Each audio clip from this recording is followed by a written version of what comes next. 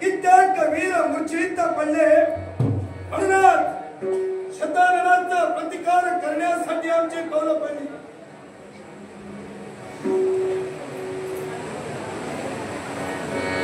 शतानन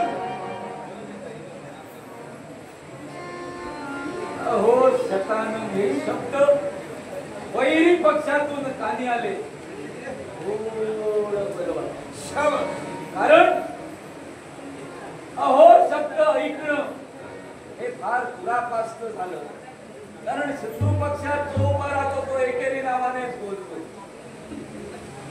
तुम्ही अहो म्हटलात यालाही कारण आहे. समाधान वाटलं. पण अहो म्हणणाऱ्या व्यक्तीची ओळख करू शकेल का? महापराक्रमी मानराज वालीपुत्र अंगाशी आमच्या देवाला संज्ञा.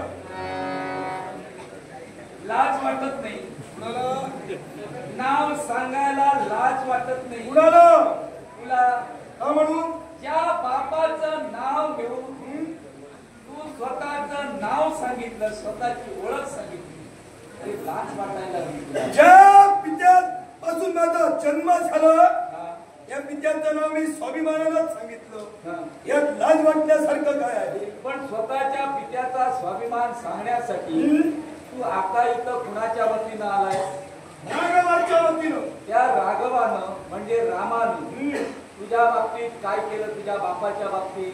शतानन महाराज, माझ्या पित्याचा शेवट प्रभू रामचंद्राने केला हे मी पूर्णपणे जाणतोय. प्रभू जोडण्याची गरज नाही. माझ्यासाठी प्रभूच आहे. फक्त राम म्हणून सांग. माझ्यासाठी प्रभूच आहे. त्याच्या समोर म्हण प्रभू या शब्दानं तळपायाची हात मस्तकाला जाते. माझा क्रोध त्या गोष्टीमुळे वाढू नको. जगणार नाही. लक्षात ठेव, ज्यानं तुझ्या बापाला मारलं त्या बापाच्या वधाचा सूड घेणं हे पुत्राचं कर्तव्य. मग हे कर्तव्य तुझ्याकरवी का पूर्ण होत नाहीये? प्रश्न विचारला आपण म्हणाला ज्यानं आपल्या पित्याचं सेवन केलं तो पित्याचा सेवन करतो. याच्यावरती पुत्रानं पितृवधाचा सूड पहिल्याचा शेवट करावा. पण पित्याच्या मुखातून निघणारे शब्द पाळणं हे सुद्धा पुत्राचंच कर्तव्य असतं. मग त्या शेवटच्या क्षणी माझ्या पित्याच्या मुखातून शब्द बाहेर पडले. यात शब्दानुरूप मी माझ्या जीवनाची वाटचाल करतोय. असे कोणते शब्द? एकच, माझ्या पित्यानं राघवामध्ये कोणे जाणीलं आणि म्हणूनच मध्य समयी ज्या राघवानं माझ्या पित्याला मांडली गेली त्याच राघवाजवळ माझ्या पित्यानं याचना केली. माझ्या अंगदाला आपल्या सानिध्यात ठेवावं, अंगदावर योग्य ते संस्कार करावेत, अंगदाला घडवावं. आणि म्हणूनच जे माझ्या पित्याच्या मुखातून शब्द बाहेर पडले ते तर शब्दांना पूर्ण करतोय. अरे तू तुझे शब्द पूर्ण करत असशील, पण बघ शत्रूला केला आणि शत्रूच्या सानिध्यात तुला काय. मग ते समयी वालीनं 3 प्रश्न रामाला विचारले. त्या प्रश्नांची समर्पक उत्तर रामाकडून वालीला मिळाली, किंबहुना ती रामानं दिली. यांचं ते गांठ आहे. पण महत्वाचा विषय, वाली रामाचा वैरी नव्हता. वाली रामाचा शत्रू नव्हता. वालीनं रामाच्या बाबतीत कोणताही अन्याय केला नव्हता. म्हणजे त्याला मारण्याचा अधिकार त्याचा नव्हता. हे प्रश्न तुझ्यासाठी नव्हते. फक्त एकच गोष्ट तुझ्यासाठी आहे. तुझ्या बापाचा वध झालाय अर्थात त्या वधाचा सूड घेणं गरजेचं होतं. माझ्या पित्याचा वैरी रागावतोय, मी नव्हतोय. पण वैरी भावनेला जर का माझ्या पित्याचा सेवक राघवानं केला असतं तर नक्कीच आम्ही पित्याच्या वधाचा प्रतिशोधही घेतलं असतं. पण ज्याती माझ्या पित्यानं राघव म्हणजे काय जाणीलं आणि तेच या अंगदाला जाणीलंय. म्हणूनच आज अंगद राघवाच्या बाजूला उभा असणारा अंगद हा स्वार्थी आणि आता काही गुणानं वागणार आहे. होय, भविष्याच्या ठिकाणी बापाची सत्ता तुला मिळणार. त्याच एका आशेनं तू आहे आणि त्या रामाला सहाय्य करण्यासाठी गेला. मग एकाच प्रश्नाचं उत्तर मला हवंय. अनेक प्रश्न मी तुला विचारणार नाही. तू लंकेत प्रवेश केला. बरोबर. कोण म्हणून केला होता? शांतीदूत म्हणून लंकेच्या ठिकाणी अंगद केला होता. मग तिथं अशांती निर्माण तुला केलीस. शाबास. रास्त प्रश्न विचारला महाराज. शांतीदूत म्हणून केला होता तर अशांती निर्माण का केली? मग मला सांगा, ज्यावेळी शांतीदूत आपल्या दरबारात येतो त्यावेळी त्या शांतीदूताची कोणत्या तऱ्हेला स्वागत करावं हे लंकाधिपती रावणाला जास्त होतं की म्हणजे नाही? तुझं स्वागत झालं नाही असं तुझं म्हणणं आहे? कोणीच नाही, स्वागत झालं नाही म्हणून वाईट वाटलं नाही. मग तू एक एक सांग. स्वागत झालं नाही, यथोचित स्वागत केलं पाहिजे होतं. या स्वागतात अशी लंकाधीश रावणाने करता केली सांग. मग तुम्हीच म्हणाला शांतीदूत म्हणून केला होता.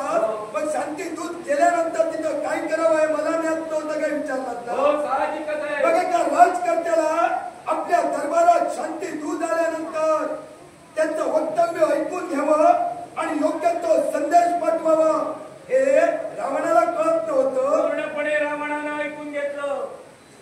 सत्य पूर्णपणे रावणानं ऐकून ऐकून घेतलं. घेतलं. मग ऐक. उत्तर काय दिलं? स्पष्टपणे मी सांगतोय. प्रत्युत्तर काय दिलं? एकच या मर्कटाला बंदिस्त करा. या मर्कटाचा जोगी शांतीदूत म्हणून जरी आला असेल तरी याला बंदिस्त करून ठेवा. हे त्याचं प्रत्युत्तर होतं ना. मला फसवतोय. कुणाला? तू मला फसवण्याचा मी प्रयत्न कुणाला करतोय. फसवणारा नव्हे. लंकाधीश रावणाच्या मुखातून हे शब्द कधी आले ते मी तुला स्पष्ट करतोय. दरबाराच्या ठिकाणी तुझी उपस्थिती झाली.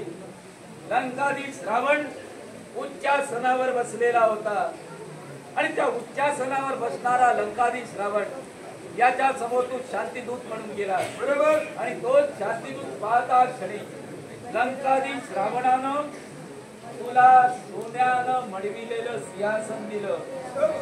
आपले मंत्रीगण जसे बसले होते तसे आपल्या समोर मध्यस्थानी सोन्याचं सिंहासन तुला दिलं. शांतीदूताला बसण्याचा अधिकार नाही तरी सुद्धा तो नियम तू तोडून तिथं बसलास. जाऊ दे, त्याच्यावर मी काही बोलत नाही. ही एक गोष्ट झाली. दुसरी गोष्ट, लंकाधीश रावणाला तू बसल्यानंतर सांगितलं हे तुझ्या उंचीशी मिळतं जुळतं नाहीये. तुझ्या उंची जोगा आसन मला हवंय. शांतीदूत तू पायाकडे उभं राहून त्याला सांगावं. मग तू अर्वाच्य भाषा तेव्हा सुरुवात केली. त्यानं तुला उच्चासन दिलं नाही म्हणून. मग तुझ्या उच्चाचं वेटळ तू केलंस ना. आठवतंय? बोल बोल. नाही बोलतोय म्हणजे आठवतंय का विचारतोय. उच्चाचं वेटोळ केलंस. त्याच्या उंचीचं आसन तू बनवलंस आणि त्या आसनावर तू विराजमान झालास आणि खदगदा हसलास. तू जरी मला आसन दिलं नसली तरी तुझ्या दरबारात तुझ्या बरोबरीनं मी बसलो. आता एकच कर, मी या भूमीवर माझा पाय स्थिर करतोय. तुझ्या या साऱ्या सैन्याच्या ठिकाणी जर कोणी पराक्रमी असेल तर माझा पाय उचलून दाखवायला सांग. हे कोणी सांगितलं? रावणाने सांगितलं. मीच सांगितलं. पण मग उन्मत्तपणा महाराज, ऐक. माझ्या मध्ये बोलू मुखातून नकोस. माझ्या मुखातून मतं शब्द उन्मत्तपणा बाहेर पडले मी होते. सांगतोय. हा उन्मत्तपणा तुझा की रावणाचा? मग ऐका, तू त्याला दरबारात जाऊन आव्हान करतो. जेव्हा मी दरबारात पोहोचलो, शांतीदूत म्हणून पोहोचलो, तेव्हा लंकाधिपती रावणानं आमच्या मुखातील शब्द होते, सीताबाईंना घेऊन प्रभू रामचंद्रांना शरण चला. आणि तेव्हा त्यांनी नकार दिला. हो साहजिकच. जेव्हा नकार दिला आम्ही त्यांच्या उंचीचं आसन बनविलो आणि त्यावर बसून खटखटा हसू लागलो. तेव्हा त्यांच्या मुखातील शब्द याला बंदिस्त करा. तेव्हा बंदिस्त करायचं बाजूलाच राहू द्या. भूमीवर ठेवलेला पाय एका तरी विराटच्या अंगी हिंमत असेल तर उचलून दाखवा. त्या क्षणी मी हात पटकरे. पण ते सामर्थ्य एकाही विराटच्या अंगी नव्हतं. कारण ही शक्ती सर्वांच्या अंगी नसते.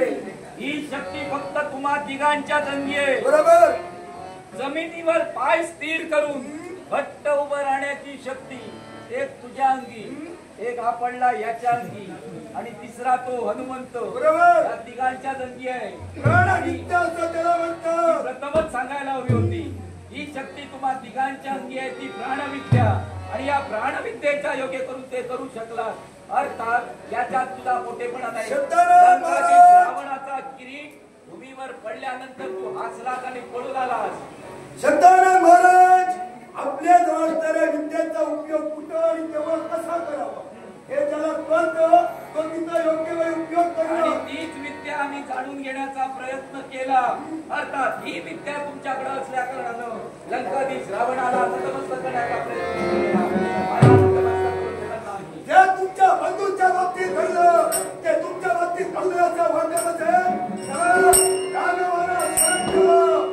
बंधूंच्या बाबतीत घडलं की घडवलं याची वाच्यता केली तर तुला पळता भुई थोडी करी.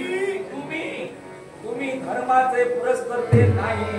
माझ्या बंधूनं स्त्रीच्या पल्लवाला हात घातला असं जर तुमचं पद असेल आणि तुम्ही सांगत असाल तर तुमच्या सुद्धा अप्रूचे वाबाडे काढणारा शतांग नाही.